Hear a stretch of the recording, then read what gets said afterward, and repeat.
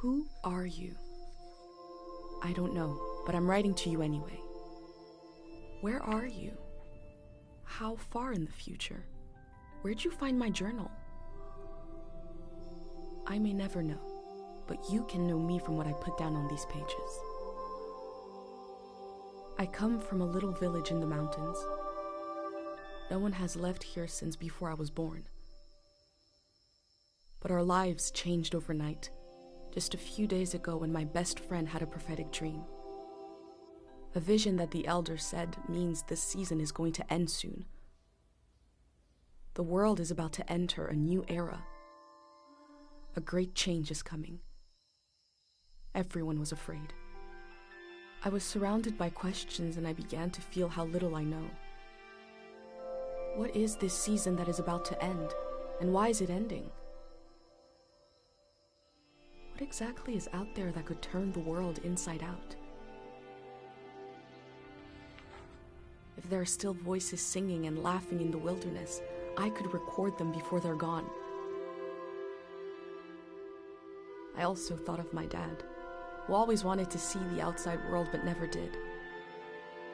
So, I asked if I could leave.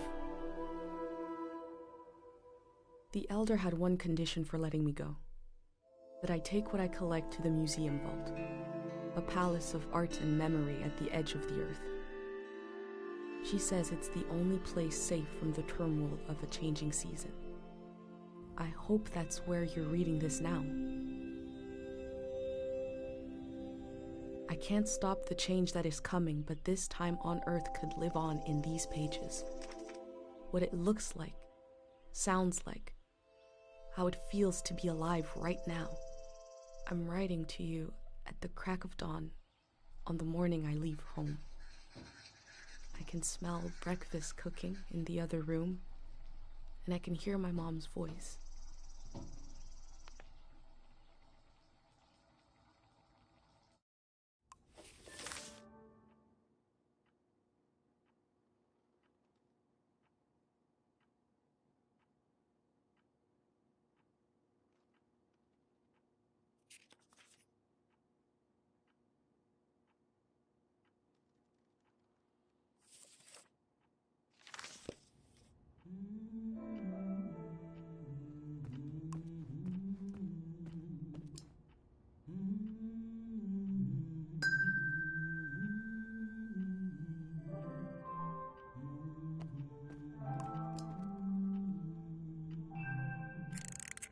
Three, two, one.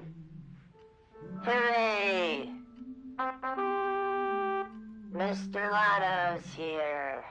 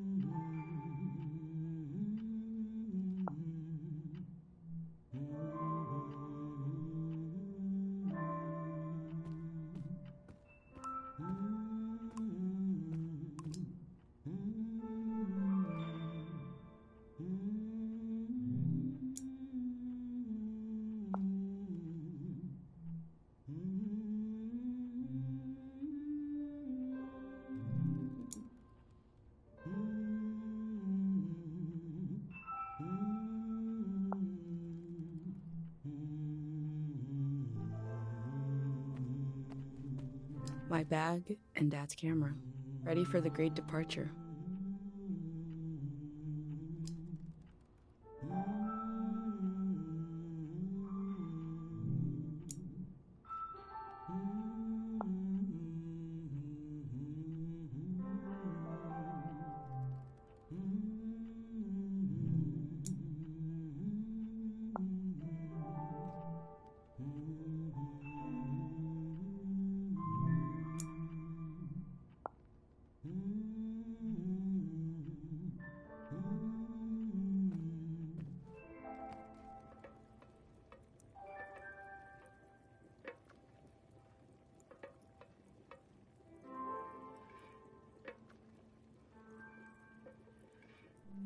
The last moment in this little house.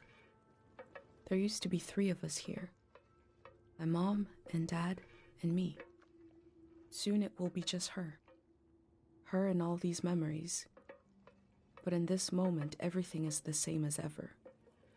Until I shift my weight. The floorboards creak. Mom hears it and turns to me.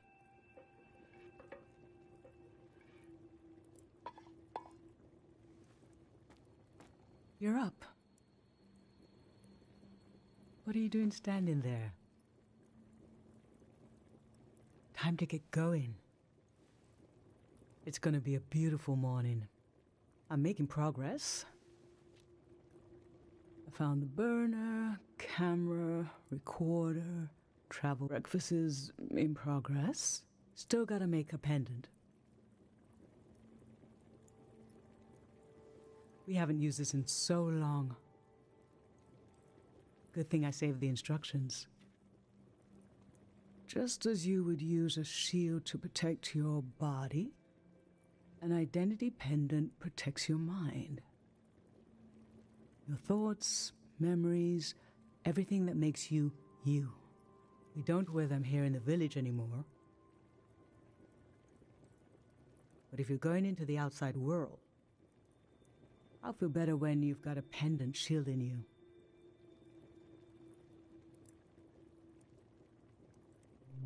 I will worry until you're gone. And then I'll have total confidence in you.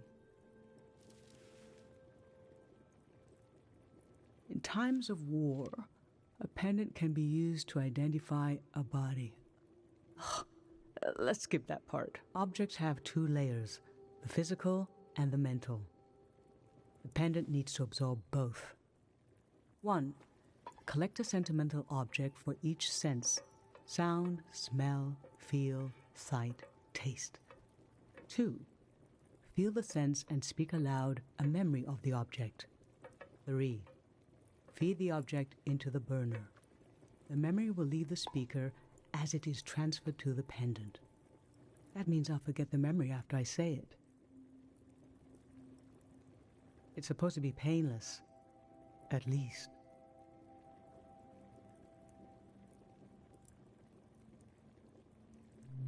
Okay, so this old tape should work for our sense of sound. I remember you and I fell asleep listening to this tape.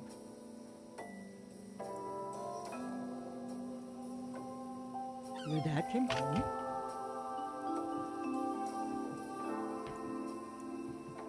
We all rested together until it got dark.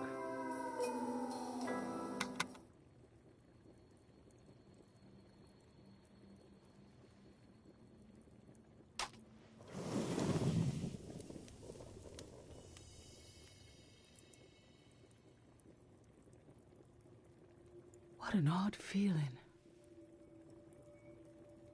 Like an absence, disappearing. The empty space fills itself back in until I forget that I forgot anything at all. I'm glad I'm only losing a few memories. If I lost too many, I wouldn't even know who you are. You should pick the rest of the objects. I'll lose the memories, but you'll have them in a pendant forever. So they should be important to you. They should be parts of your identity you want to be sure to protect. So think about what these items and what the memories would preserve about you. Let's do smell next. Find an object with a strong odor and that holds a piece of you.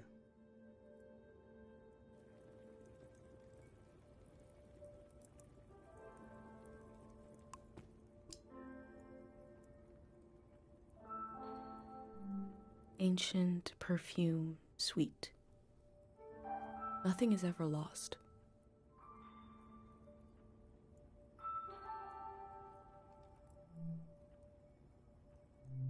Sweet wax honey. How I've tried to save things.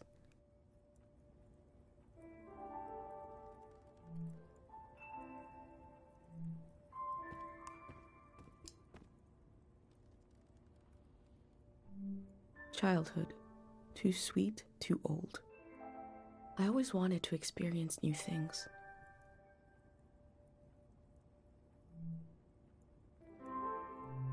Nothing. I used to see souls everywhere.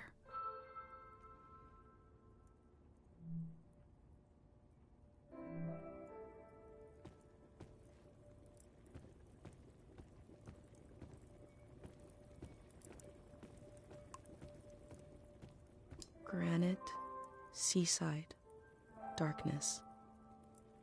This speaks to how my mom loves me.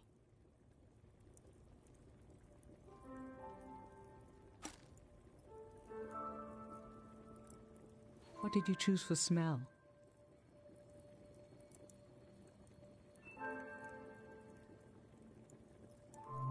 Let's breathe in deep.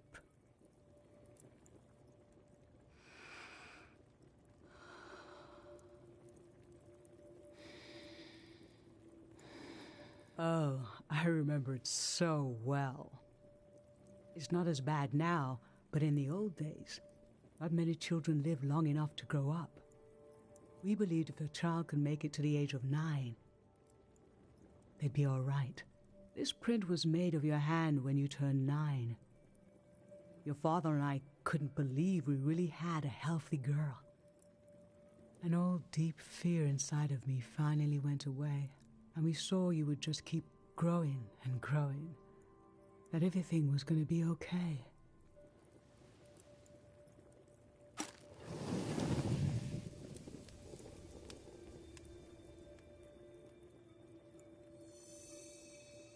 Now touch. Pick something with a texture you like.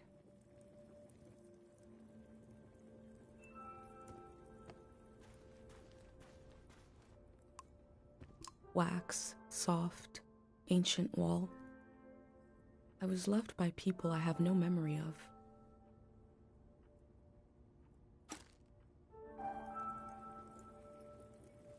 So what did you end up choosing?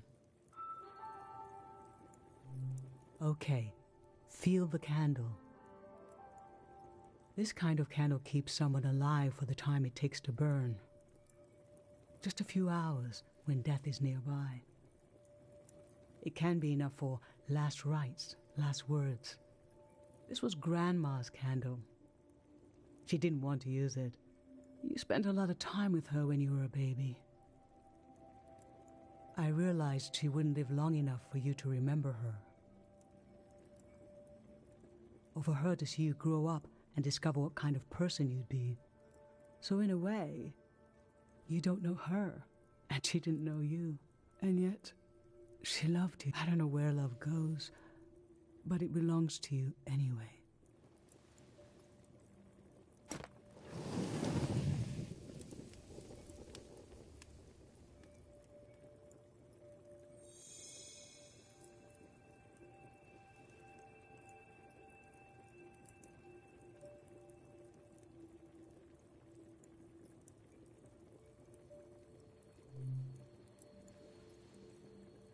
I'm fine.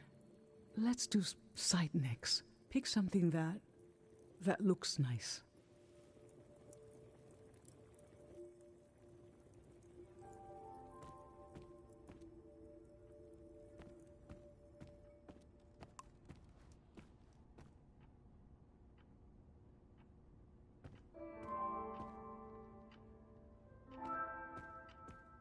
Worn cover. How I always wanted to meet these strangers.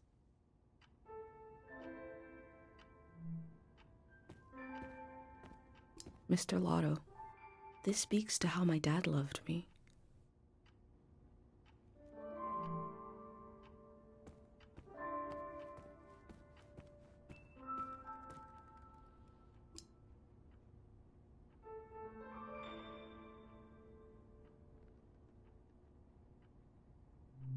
Dad by my hand. I remember who my dad was.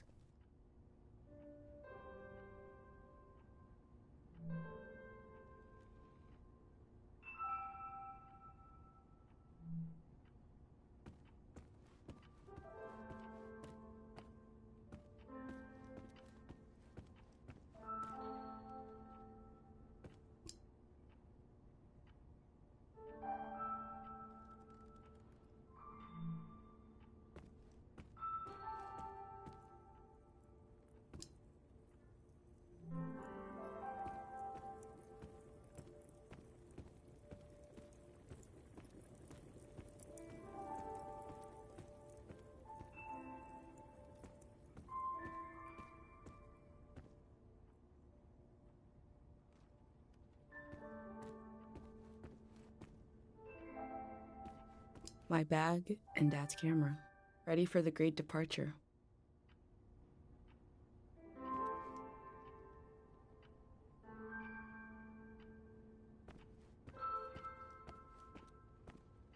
Dignified ringer. I always looked for other worlds.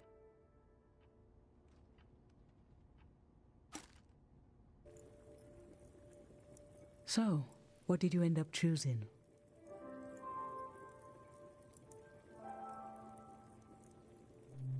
I remember that awful year when you refused to sleep. You were sure there was a whole other parallel world out there. The cafe was closed, yes, but there must be a night cafe. For each person who shuts their eyes to rest, there must be someone else who rises. Dad took you on a walk once in the middle of the night to try to prove it didn't exist. It didn't work. You slept during the day. I know the day, I need to explore the night. It reminded me of your dad, how you still found a way to explore. Finally, we found this bell and convinced you it was magic. That it was impossible to stay awake if you heard the sound. It worked so well, we started to believe it ourselves. Now the sound of that bell is just painful for me. I hear it and I remember the moments just before putting you to bed.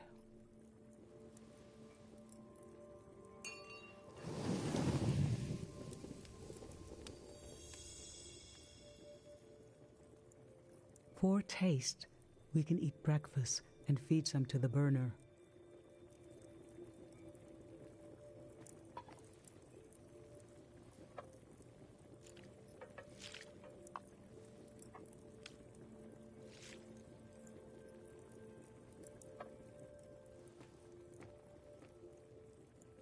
The memory I'll lose is the one we're forming right now. I want you to have it forever.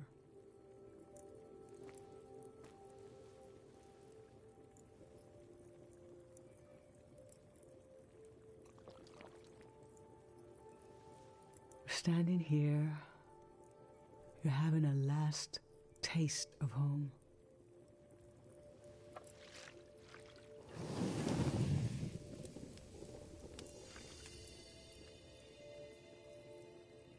Now you're protected by lost memories. A gem of home around your neck. This is my only condition for letting you go. You must promise me never to take the pendant off. And never tamper with it.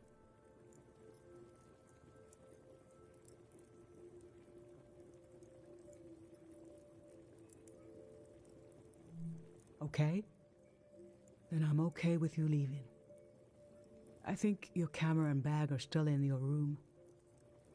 It's time to gather them up.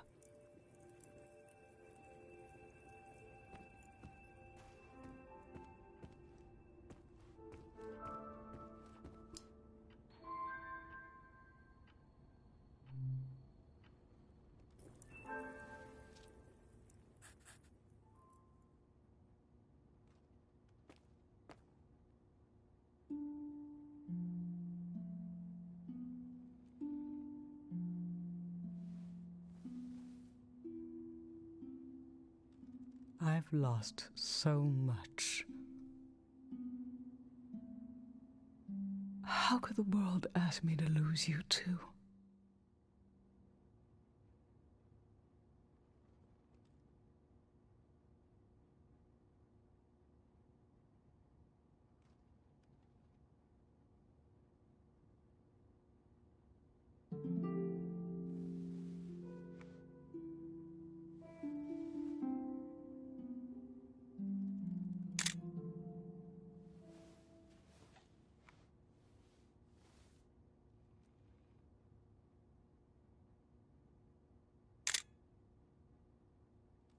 Look at us. There we are.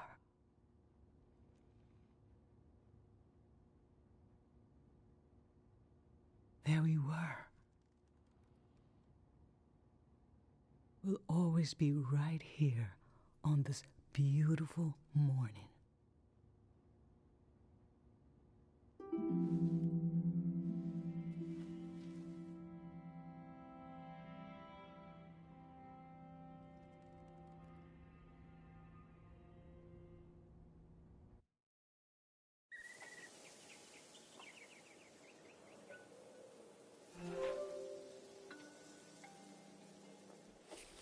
I just performed a ritual with my mom.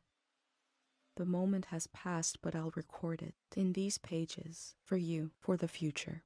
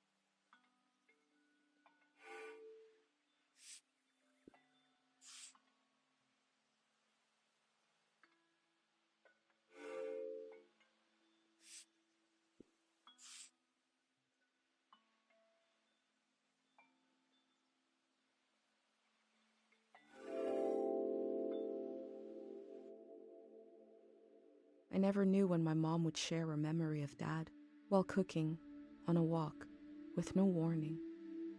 It knocked the wind out of me. Rituals take this grief and give it a shape and a story. Filling in this journal is a ritual too, but for a loss that hasn't hit us yet.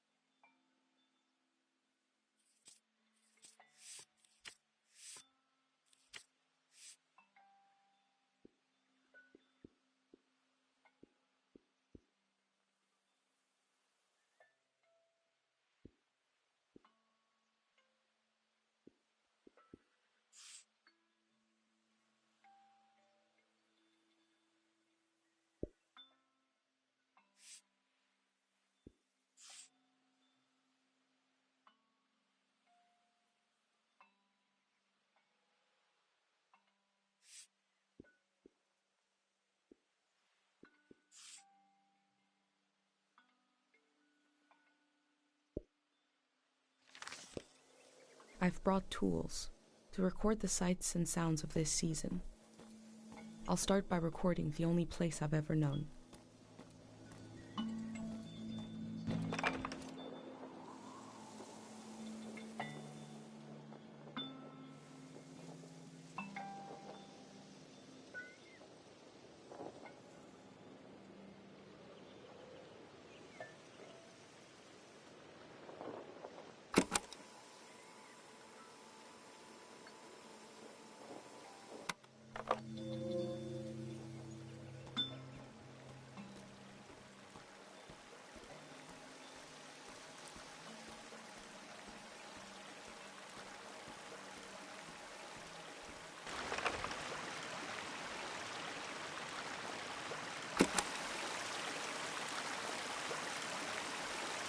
We have plenty of fresh water here.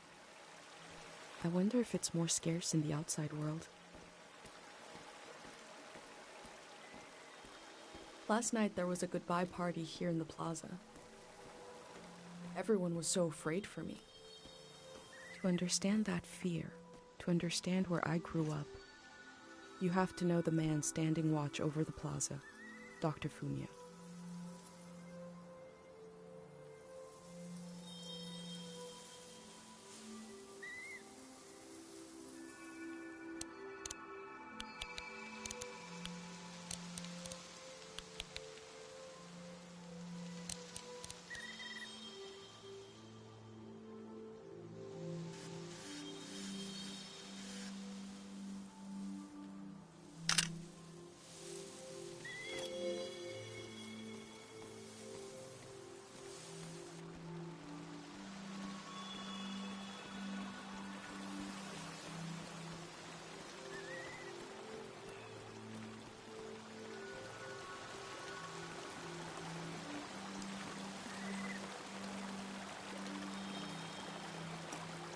Pate loves fish, even though nobody here has ever seen one.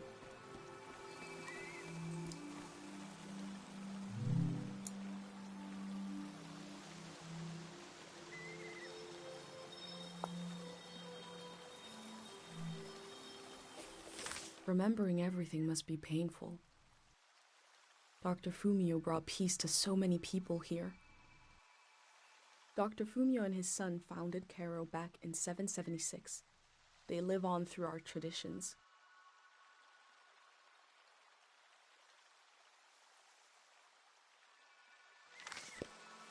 There are 3 murals celebrating Dr. Fumio's work.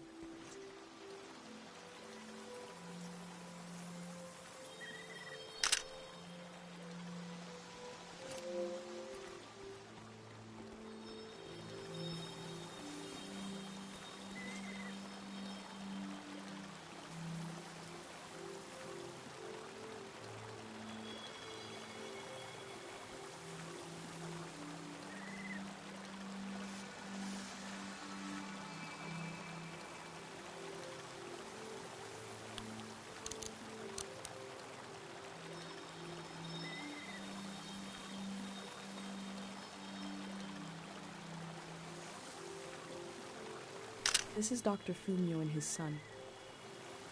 The statue isn't as old as it looks.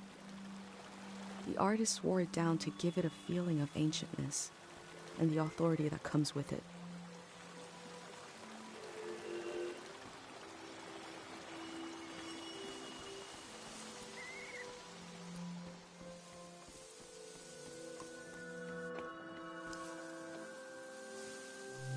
Smells like an old man's toes dipped in cinnamon.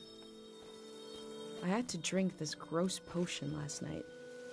Like my pendant, it's supposed to protect my brain.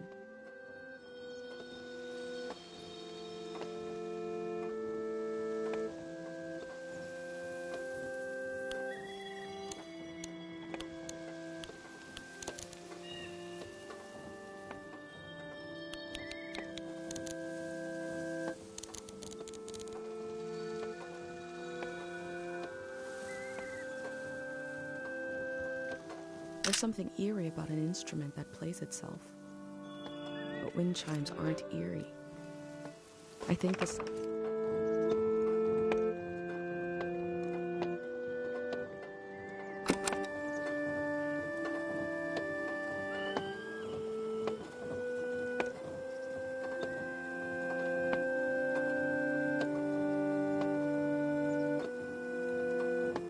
This is a healing instrument created by Dr. Fumio. It draws on the pure mountain air.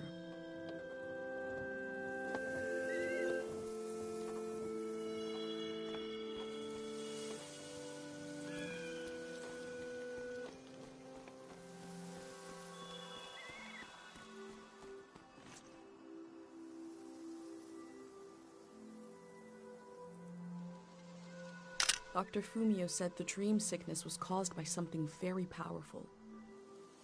He wasn't able to cure it.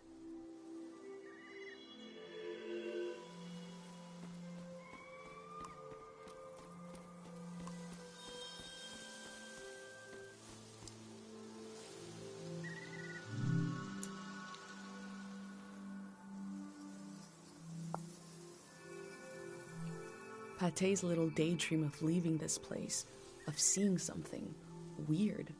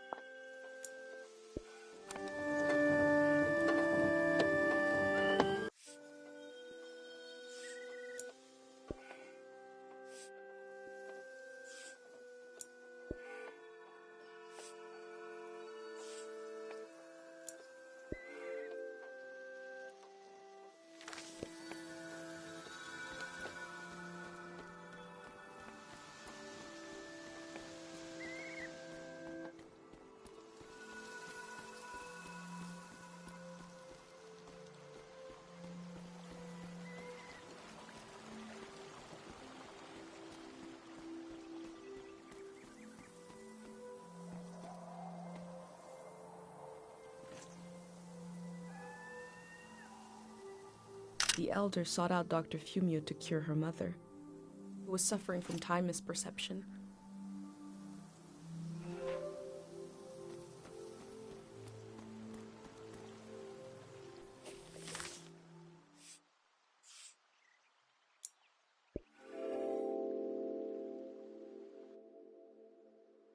Dr. Fumio was an important person, but we also just have a need to put a human face on events that are beyond our control.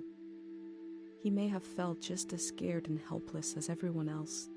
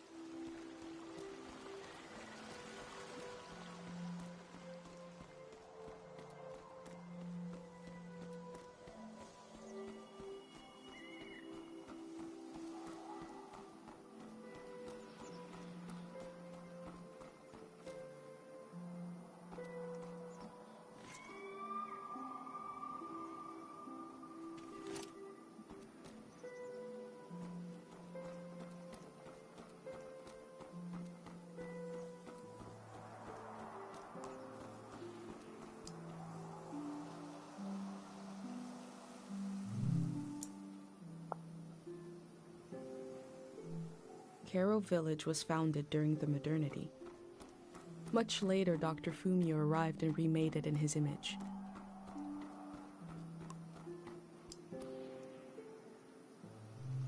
This flower means you're in my thoughts. The morning after the search was called off for Dad, our doorstep was covered in them.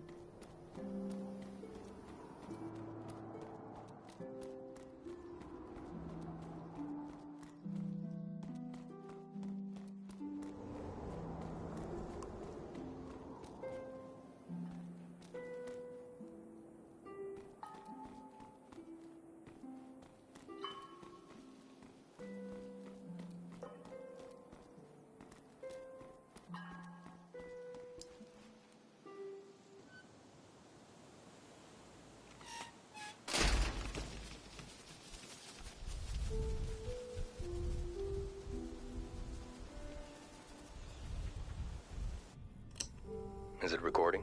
Yes. Okay. How to leave home for my daughter. Find a sacred square of earth. Lay down so you have the dirt at your back.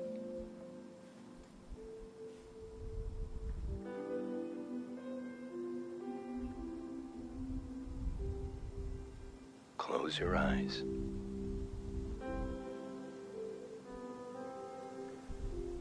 Close everything. Do you see for yourself? You see for the dead, for the unborn. Do you listen for yourself? You listen for the dead, for the unborn. Your ancestors are in that dirt. All the living and all the dead are holding you up. Now, stand. They're still there, aren't they? It's time to move, to entangle yourself everywhere with everyone. So the next time you lay down in the dirt, you will have so much more to tell them.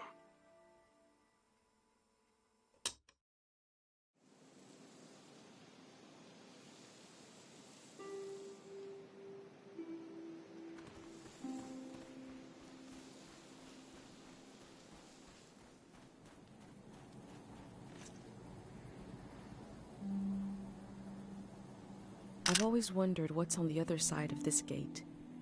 Today, I'll find out.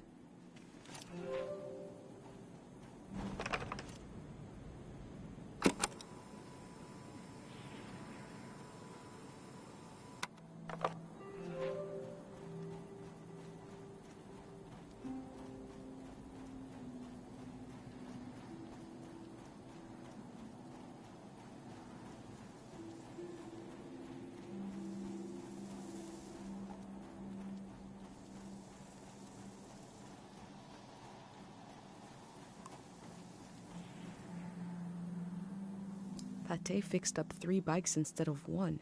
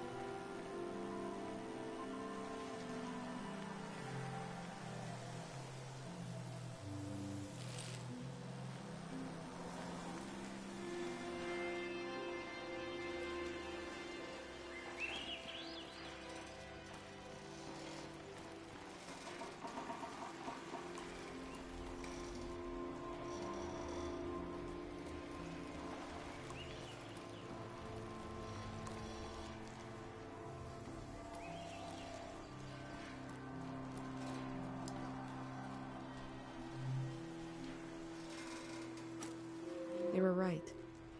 The letter never made it. The season before this one, the war, seems so horrible.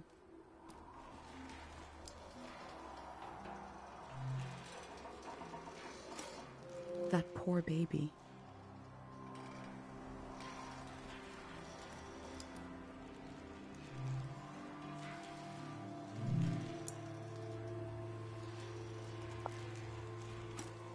Before setting up in Kero village, Dr. Fumio roamed the land curing people.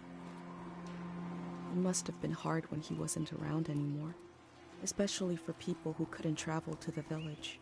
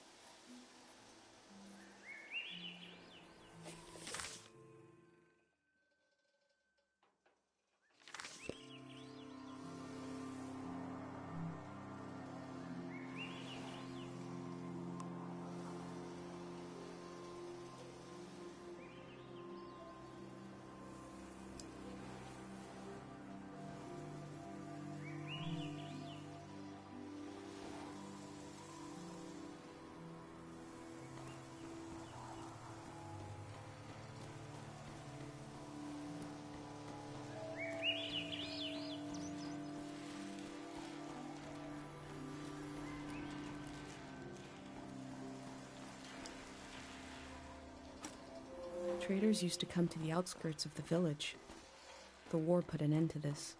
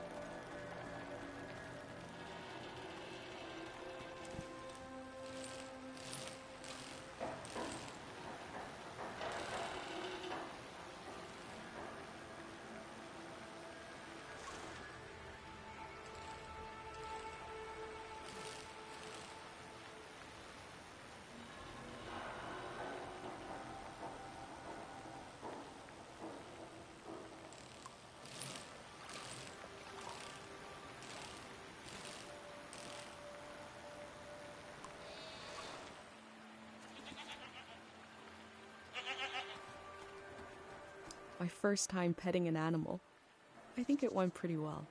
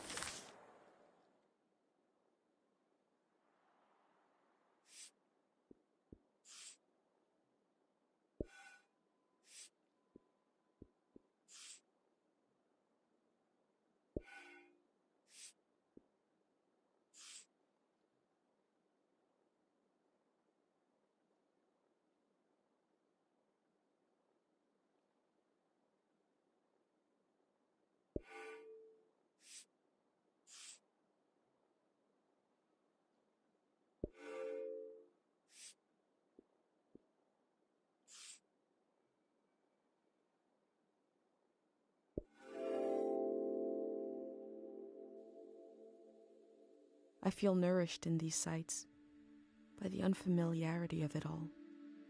These means of connection, long in disuse, are certainly telling me something about the world. Will they be used again in the next season?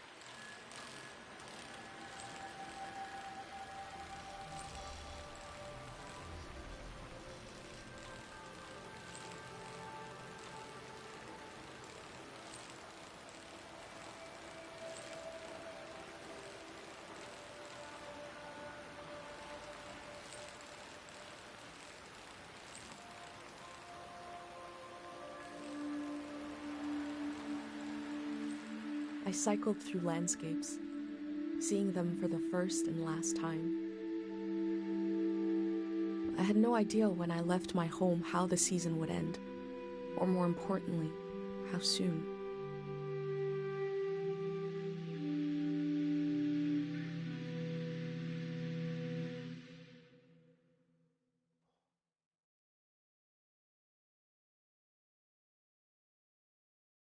On a cold, damp day, I feel true loneliness for the first time.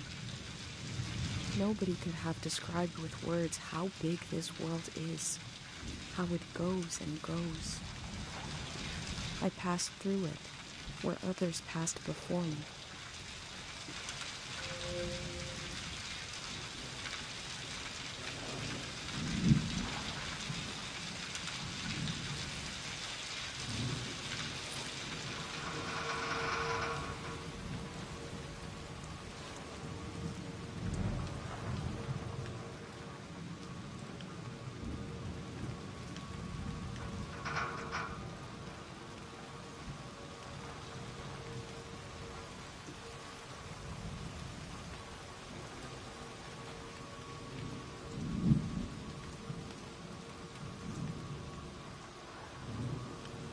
This person wanted the season to change. Why?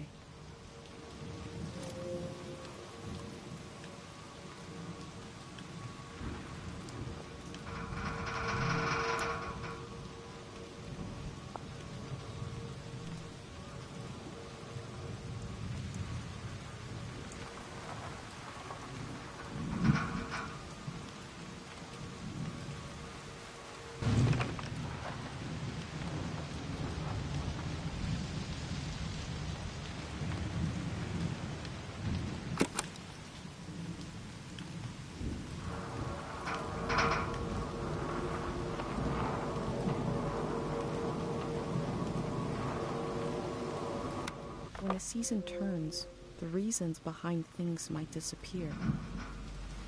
But the engine may survive. The power is not lost. It's just buried a little.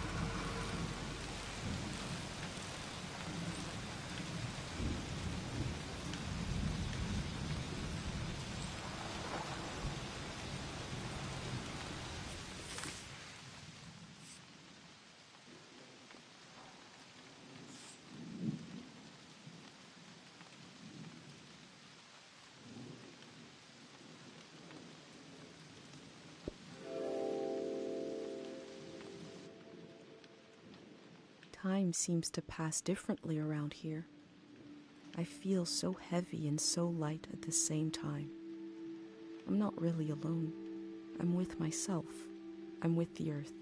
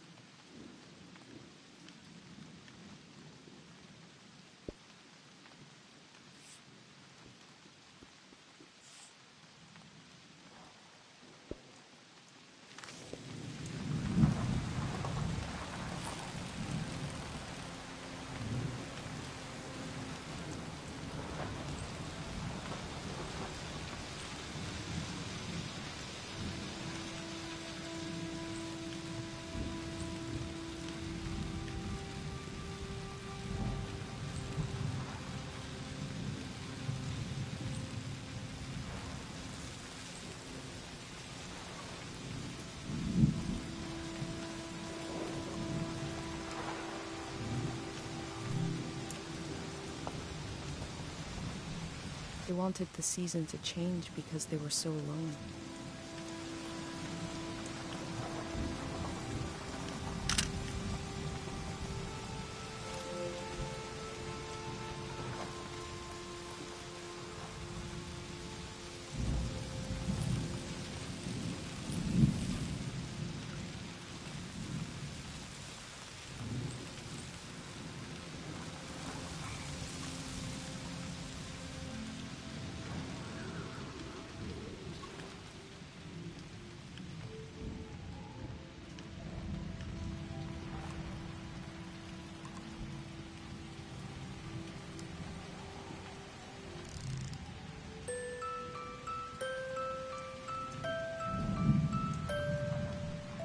One melody is like me out here alone. I can't really live like this.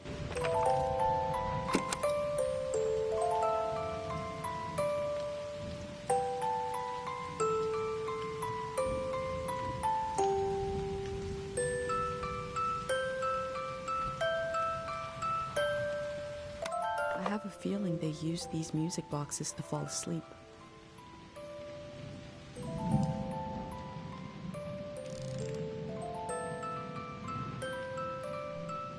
Two voices is like me and my mom.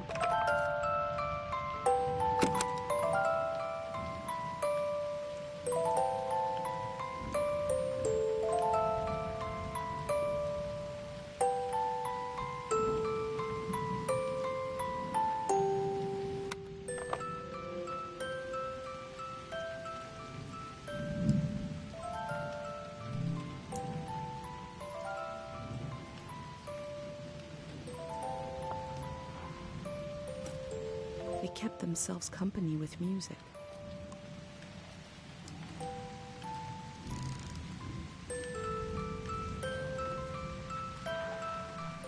Three voices as complex as life is supposed to be. I could listen forever.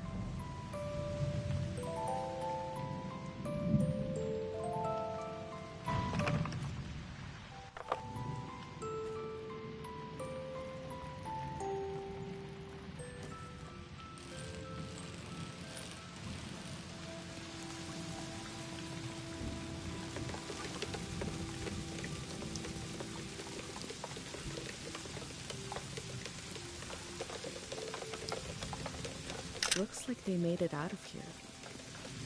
But what is this group?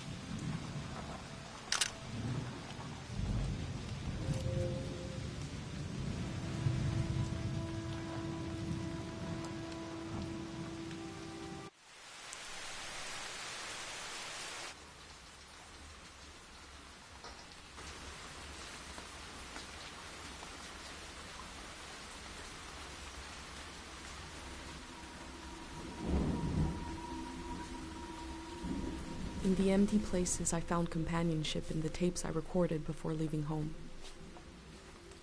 The elder told me the story of her life. I listened back to it, ready to note down anything that seemed important.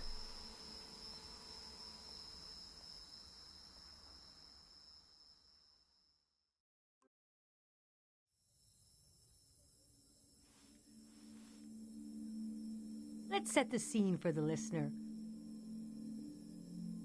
whoever that might be. This is the elder speaking.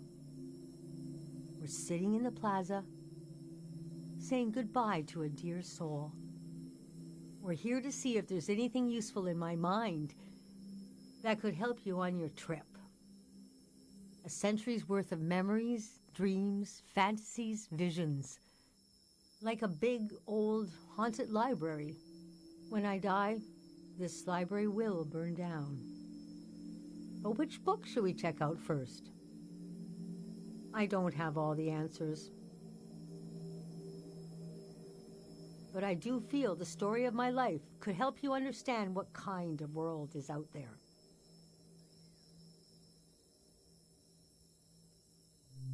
It's okay not to understand everything right away. The moment may pass before you've gotten a firm hold on it. But as long as you're there to witness it, to take it down in your journal, you and others to come will someday take the time to make sense of it all.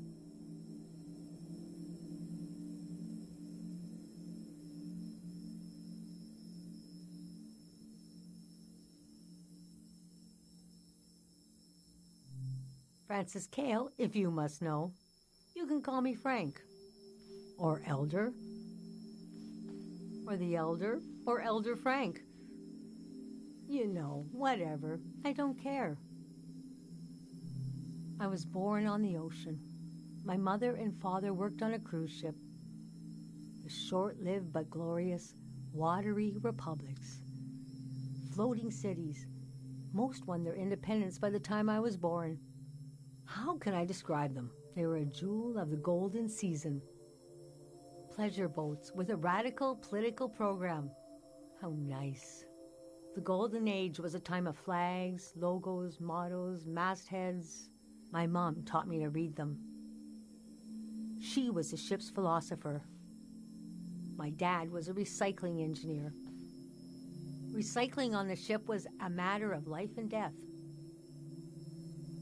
We had to get the most out of every object and watt of energy.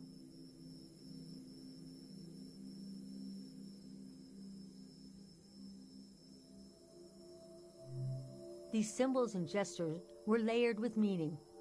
There are signals in the way you might move your hands or close your eyes. Her job was to manage the symbols and their meanings. She designed the ship's flag, for example. Let me draw it for you. After the war, people were disgusted with groups and symbols. Keep an eye out on your trip.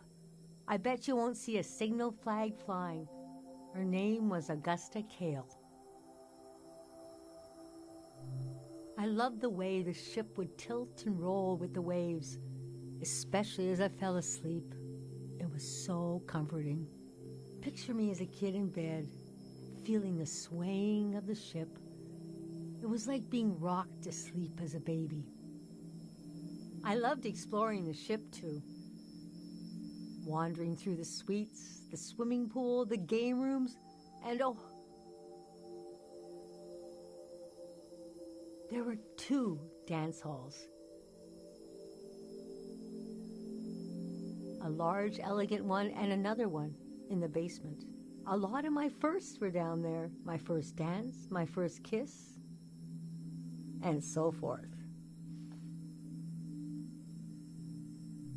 Our ship was taken over in the early days of the war.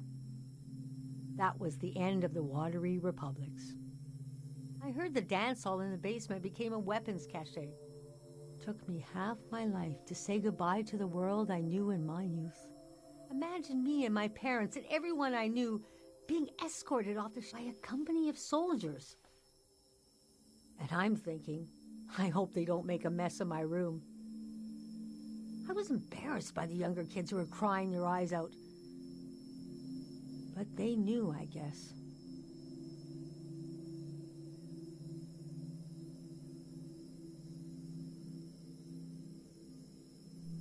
Yes, the start of the war was a turning of seasons, and we had been warned the season was going to end.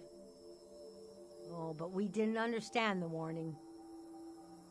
You see, one night, along a coastline, we saw beautiful lights shimmering above the water.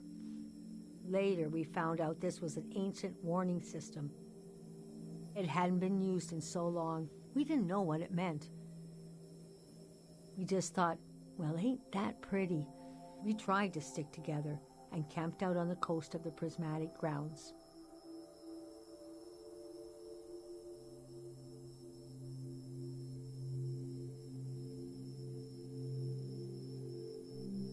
A kingdom of art and science. They got rich during the golden season. Everything that made them beloved before the wealth came. Passionate, uncompromising, self-obsessed, made them unbearable once they had power. Artists make terrible kings. Are you sure you want me to keep going? The story gets darker from here on. Okay, so conditions in the camp were getting worse. My mom got lost in thought for long periods of time. She'd be completely still for hours, days even. We realized she caught, well, now we call it time misperception disorder. It's when you lose your ability to tell how much time is passing. A minute can feel like an hour. A day can pass in 10 seconds.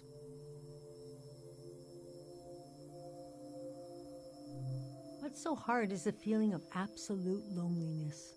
Normally, we're all at least roughly in the same flow of time. But with this disorder, you walk alone, truly. We heard about a traveling doctor who could cure these kinds of diseases. I decided to go find him. I found out his name was Dr. Fumio, and he traveled with his son Lucio. People talked about him like he was a god.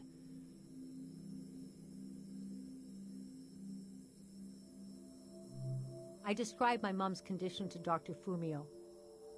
He said there was no cure yet, but there was a village high in the mountains. He thought it was high enough he'd have a better chance at treatment. Lower places are more dangerous. Valleys are the worst. He invited me to join them in going to the village.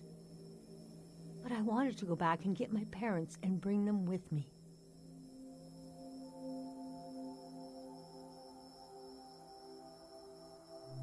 Yes, our Caro village. People thought it had been destroyed, or was a myth. But Lucio had a vision which showed us how to get here. I packed my things and got ready to leave the next morning.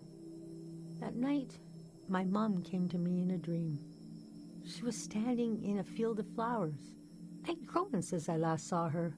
We were the same height. She pressed a finger hard into my palm. She taught me well. I knew the meaning of the gesture.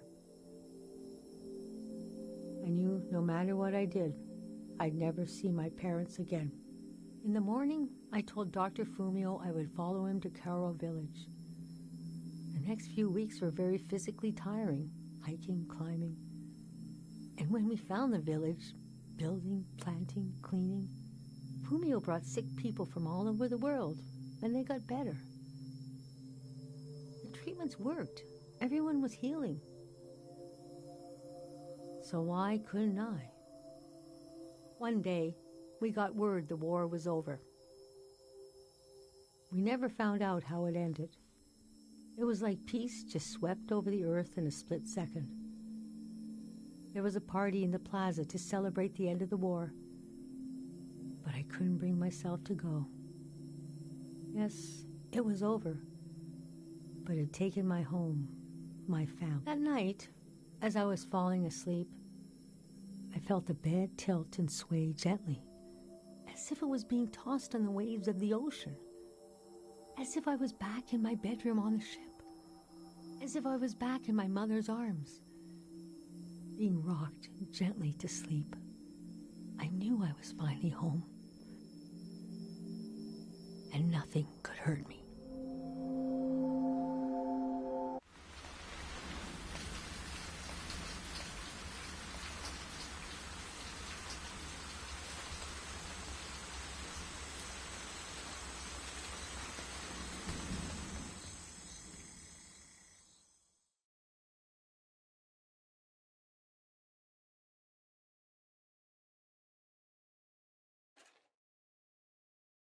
I imagined coming upon a place as hidden and singular as my own village. Eventually, I found myself circling a valley, looking for a way in.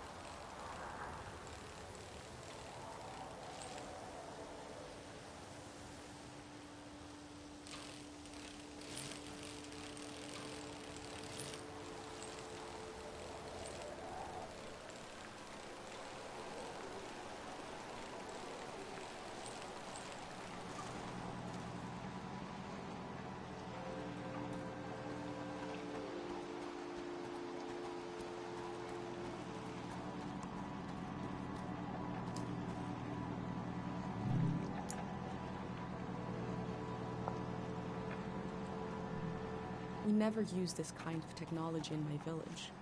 Nobody trusted it.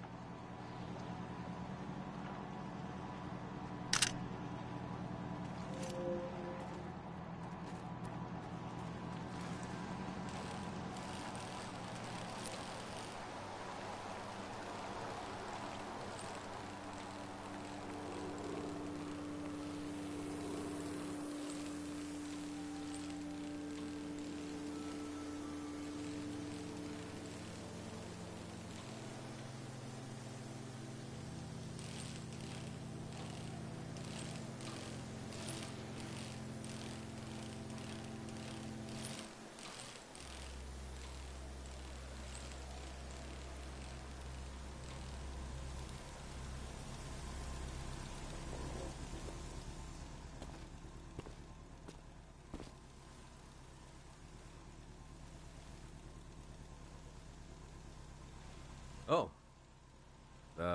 Valley. One second.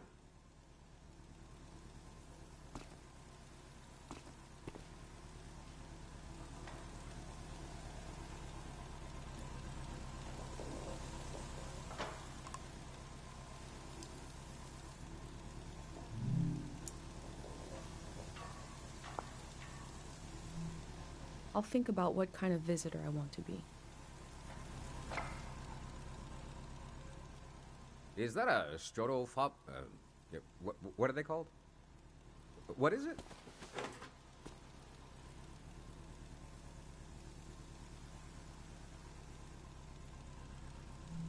I love old gear like that. It's getting more and more rare. I had a camera, but it broke. Not that interesting of a story, I guess. What are you doing here?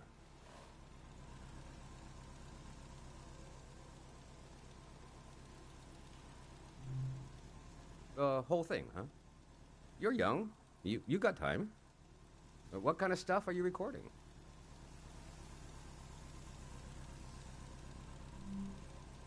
Oh yeah, civilization they call it. The valley would be a good place to use those tools. Too bad it's closed down. Let me finish up here, huh?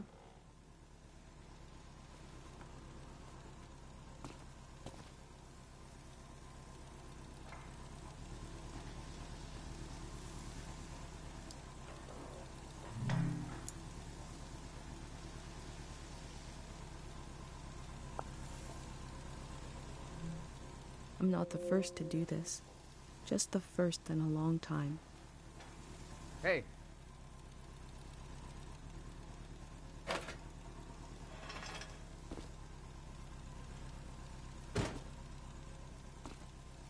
This was like a second home for a while.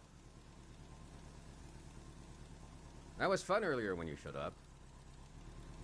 And I was carrying the cardboard man. You were like, who are these guys? I've been pretty bored here. You know, the valley's gonna be flooded soon. That's why nobody can go in there. The dam is falling apart.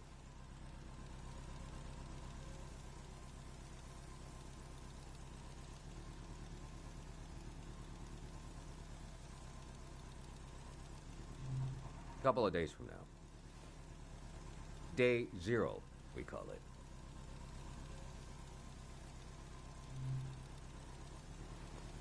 Greyhounds. We're a community organization. We do all kinds of fun stuff. Health clinics, mine sweeping, daycare, evacuations, weddings. We're new.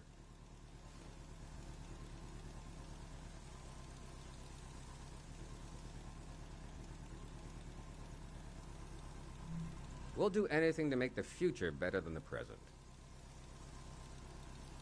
No big deal. We're trying to get new things going. But it's hard. The past really has a tight grip on people. Doesn't feel like a fair fight. So we're trying to, well, anyway. It's funny. I stood guard here for a week. And I've only seen greyhounds like myself, and valley people on their way out. But now I see you, and you're like a new element or something. I've never met anyone doing what you're doing. And we Greyhands gotta support new things. So... I'm not supposed to let anyone in. How can I? Jeez. I think you should go down into the valley and take a look. Gotta try something here.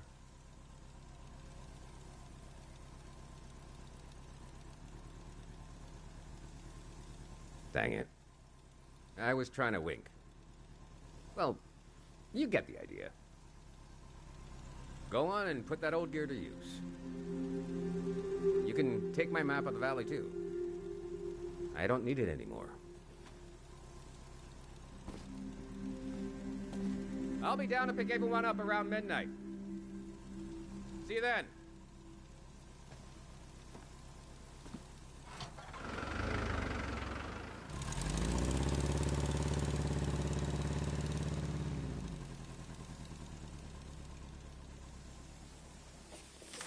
I met a Greyhand. He let me into the valley.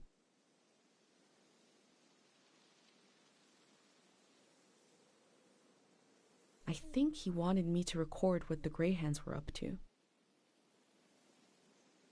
And he gave me a map.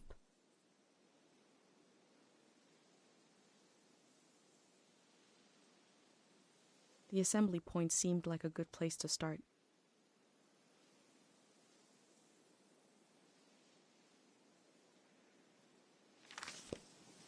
I wonder what he expects me to discover in the valley.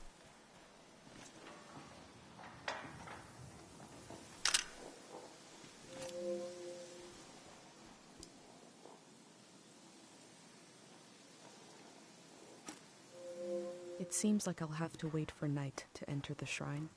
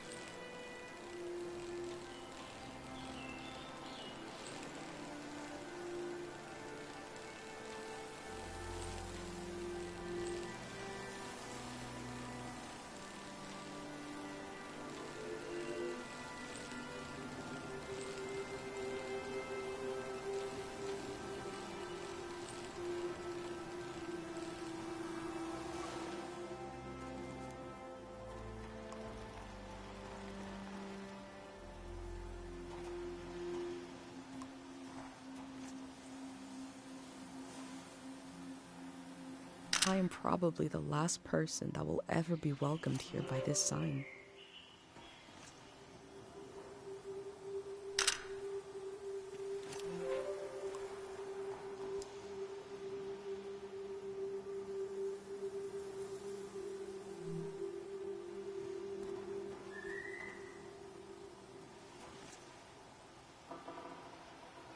All above will remain, all below will wash away.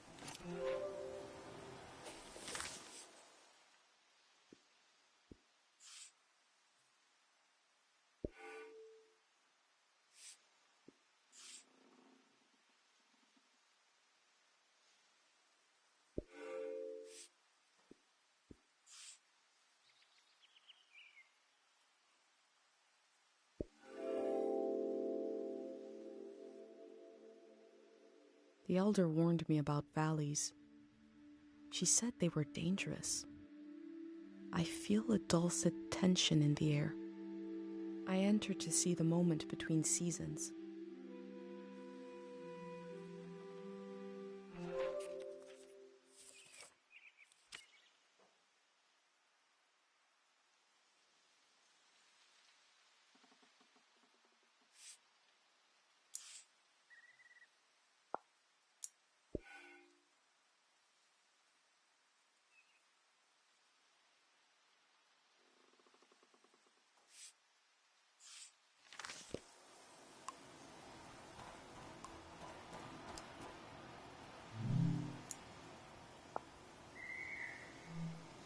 The elder told me there's very little information about the years before 500.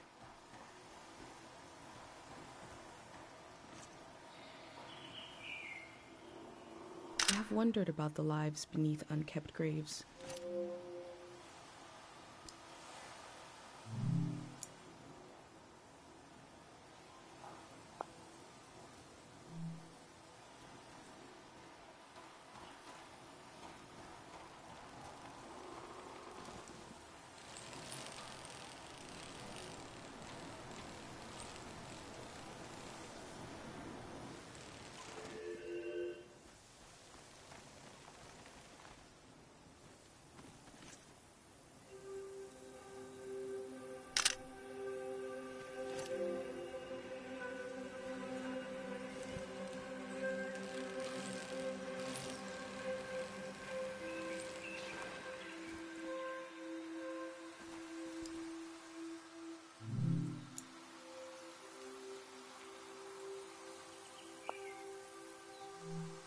I wonder what the flowers have to say.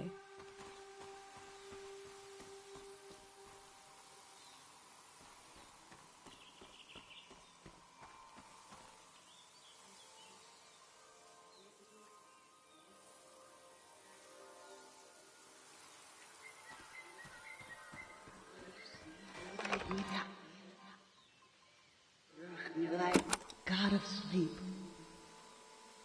I've been gathering heartache and I've been gathering courage. If my big prayer is wrong, if it goes against divine will, please spare the people of this valley. We're so desperate for peace. Memory told over and over again.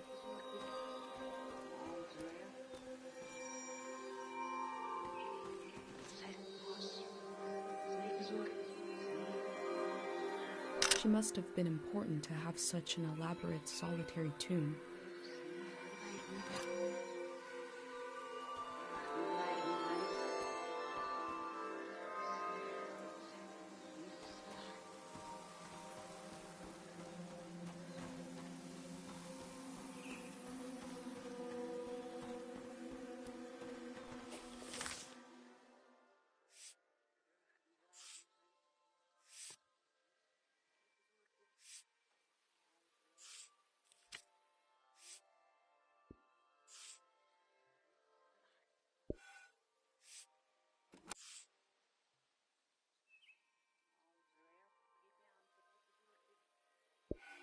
God of sleep,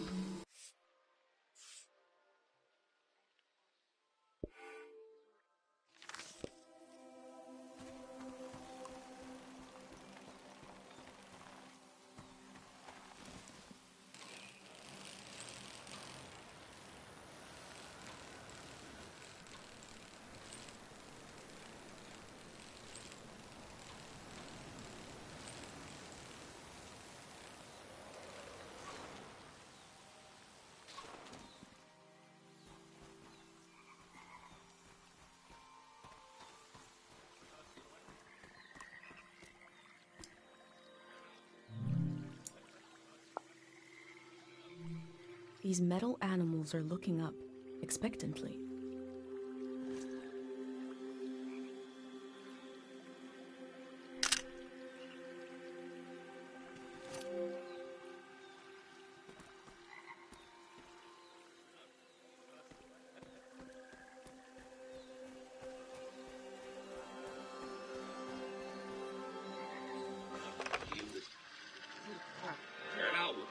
people here are so weak.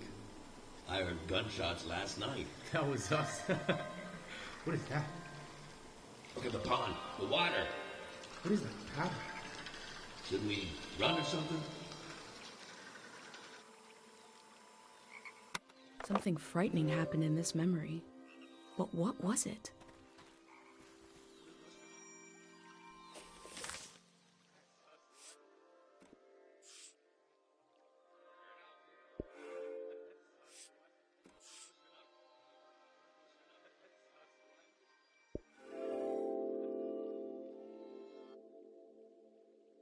A green space. I feel memory in the air like pollen. It reminds me of a poem my dad was never able to finish. The first line was, "If you want to awaken the dead, just whisper."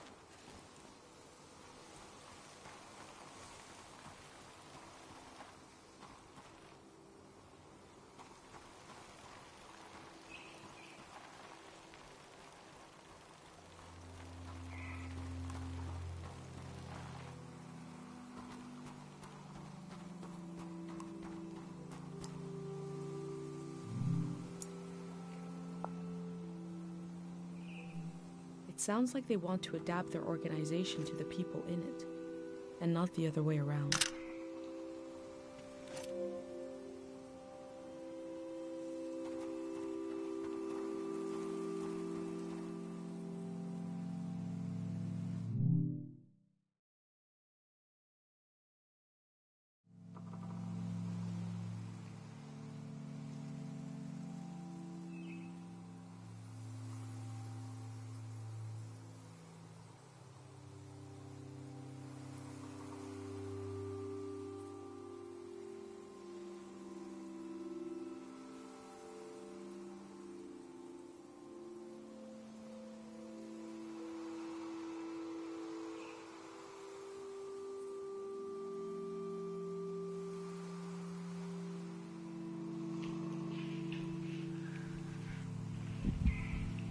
Bueno, he estado jugando en silencio desde que he arrancado el juego. Primero, bienvenidos, bueno, si hay alguien mirando al canal de Luzbel. Este juego me gustó por las vistas, por todo lo que tenía, ¿no? Y en una oferta pues decidí comprarlo. Ya suponía que no iba a... No, punto 1, que el juego no creo que sea muy largo. Yo creo que no lo será. Punto 2, es un juego simplemente con una pequeña trama y paisajes bonitos y poco más. No creo que tenga nada más especial.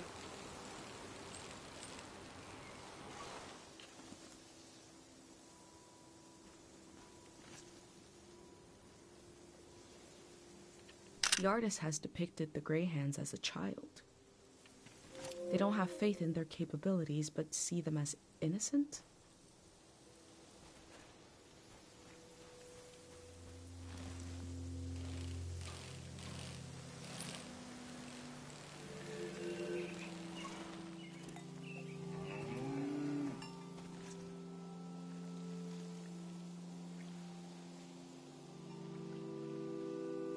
Is that your name on your collar?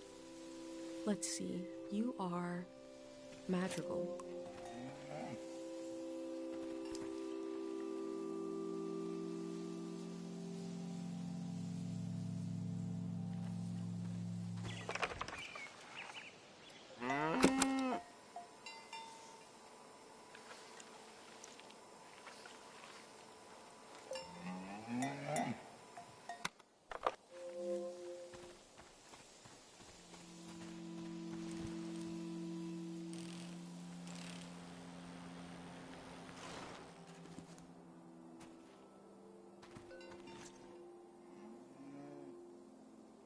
This machine looks powerful. It must have done the work of many people.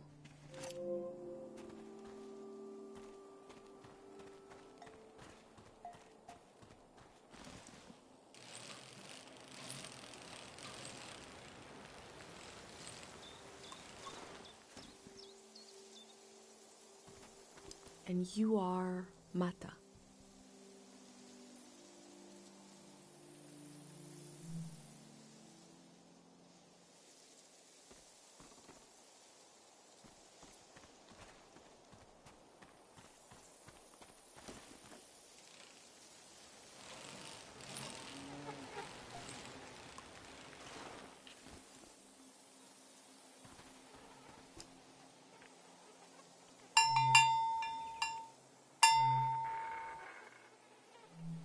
The sound of this bell has a lot of character.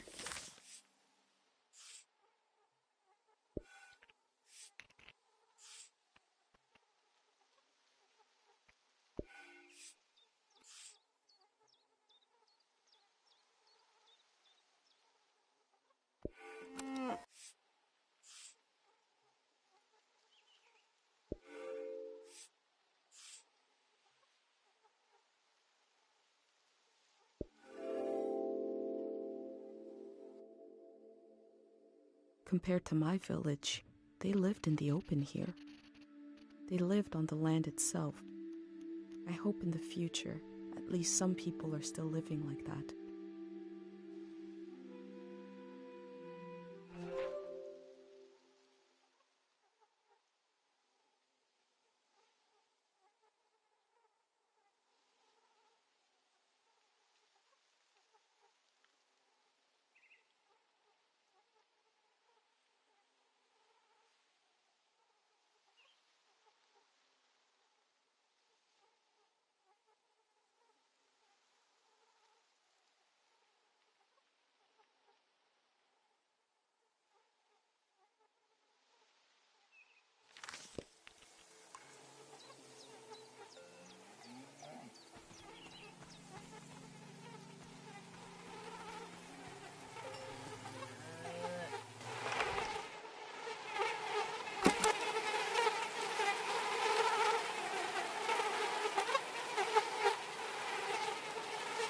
The valley keeps producing fruit, even when there's no one left to eat it.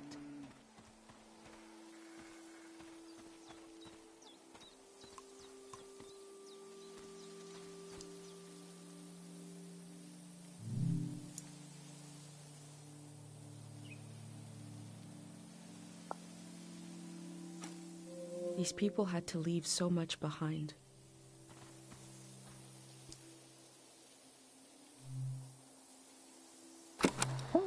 We got a big show today. Huge show. Breaking news. The Gray Hands have died.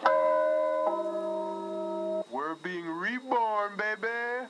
And we're taking suggestions for our new name. Live on the air suggestions from the rank and file. You don't even need to be a Gray Hand to suggest a name. True, true. The number to call is 0019. That is 0019. First caller, hit us with a name. Hi, yeah. I was thinking the bricklayers. Okay. Bricklayers.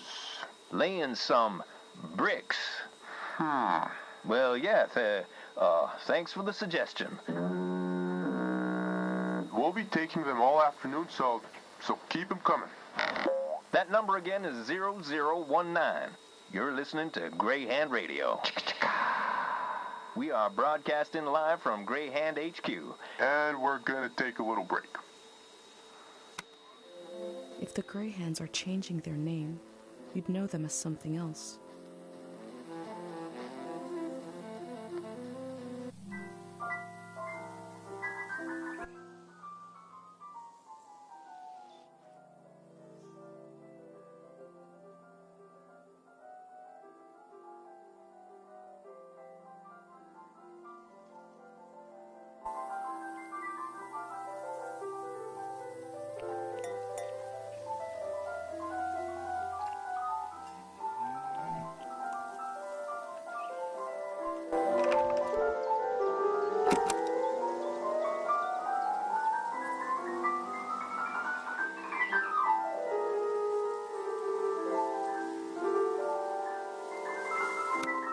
like the tune well enough.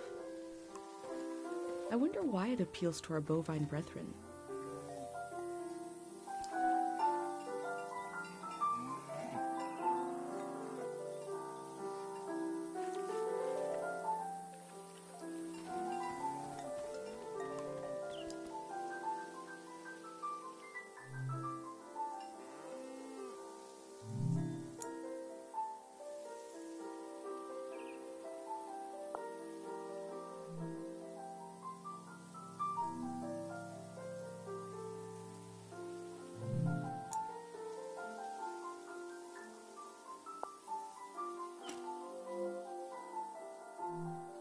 Cows from all over the world came here to compete in cow stuff? The golden season seems like such a different world.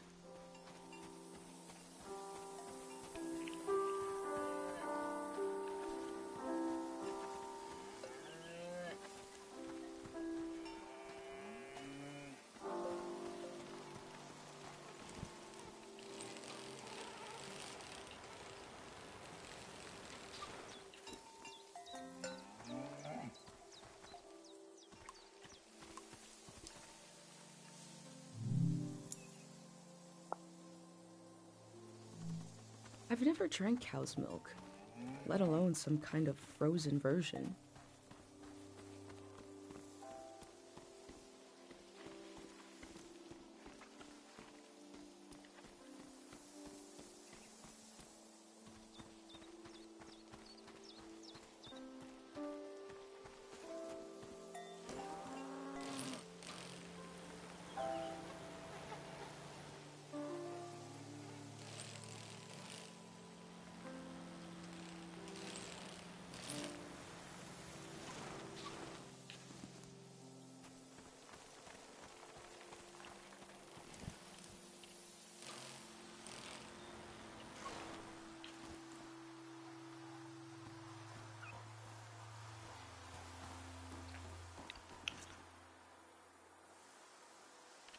The faded optimism of a sweet treat makes me feel sad. The golden season must have been full of such little pleasures.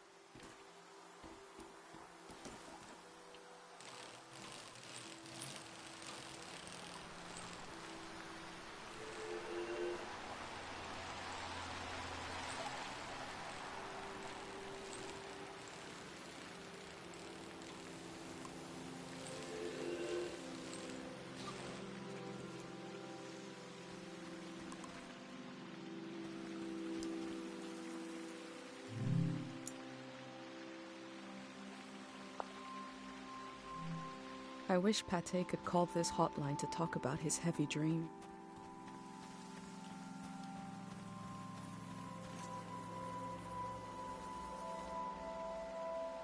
For every working truck or bicycle, there is always a pile of broken ones, rated to scrape together just enough parts to get one working.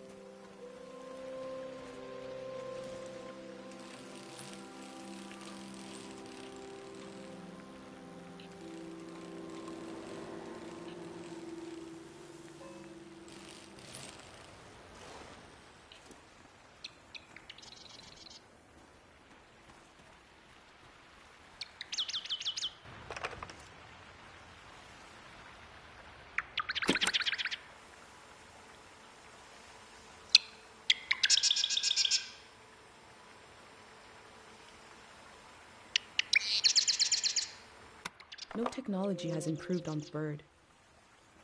It can fly, sing, and surveil your neighbors.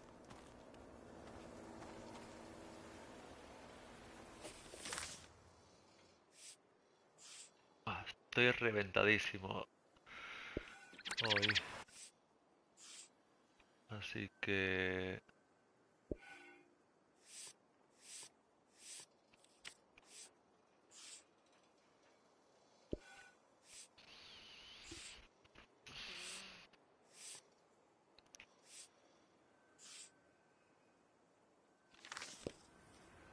Así que lo voy a dejar por hoy aquí.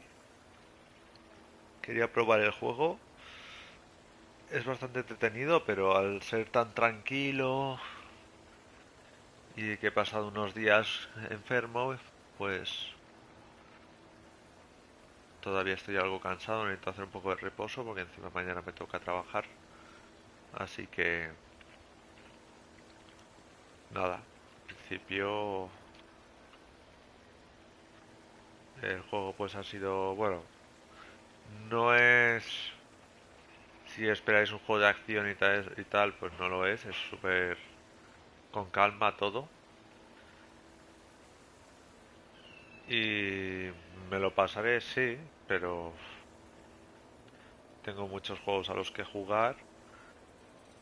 Y este estaría bien que me lo pasara antes de que salga el Final Fantasy XVI.